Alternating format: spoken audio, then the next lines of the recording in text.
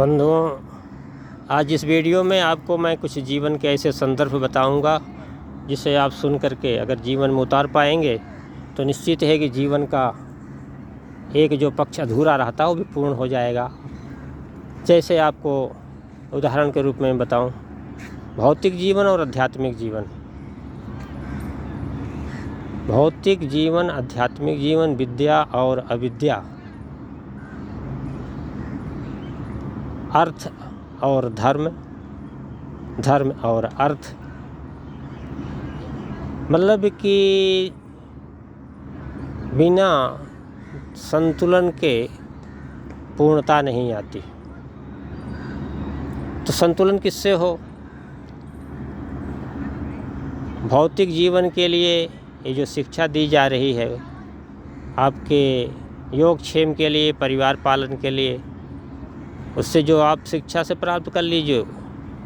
लेकिन जो आपका दूसरा जो जीवन है, जो कभी समाप्त नहीं होता है, जो संस्कार के रूप में आगे भी सफ़र में काम देता है, वो आध्यात्मिक जीवन है। तो आध्यात्मिक जीवन की पूर्णता किसके होती है? स्वाध्याय से, साधना से और संयम से। तीन चीज़ें याद रखिए। इन तीन चीज़ों की प्राप्ति के लिए वेद, उपनिषद, ब्राह्मण ग्रंथ, यास्क का निरुक्त, महाभारत, रामायण, ये सब ग्रंथों का निरंतर स्वाध्याय जरूर कर लेना चाहिए जितना हो सके।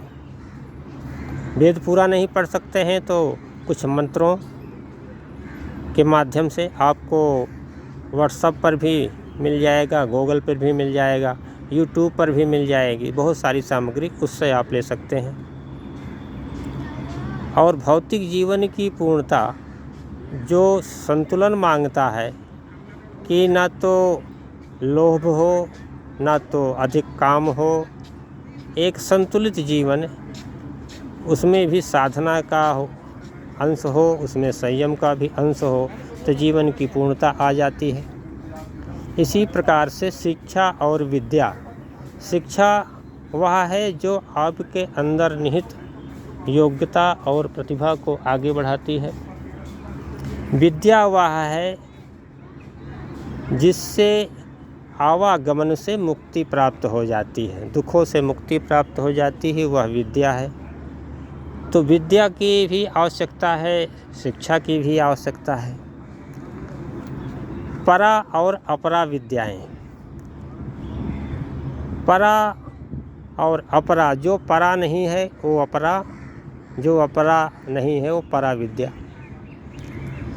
दोनों का संतुलन, दोनों का संयम बहुत आवश्यक है। इसके लिए सबसे अच्छे ग्रंथ पूरे विश्व में उपनिषद और वेद से अतिरिक्त कोई नहीं है। इसलिए स्वाध्याय का एक क्रम बनाना चाहिए। और अगर कुछ भी नहीं मिलता है तो गीता का उपदेश एक बार अवश्य पढ़ लेना चाहिए, उससे भी आपकी पूर्णता हो जाएगी।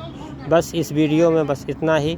आगे के वीडियो में फिर कुछ और बात करेंगे कि जीवन की संपूर्णता और किन किन चीज़ों में निहित है जिससे कि जीवन पूर्ण हो सके, अंतिम समय में पछतावा ना हो सके कि मेरा ये पक्ष अधूरा रह गया। तो बस आज्ञा, आगे फिर मिलूँगा। जय हिंद, जय आर्यावर्त, जय भारत।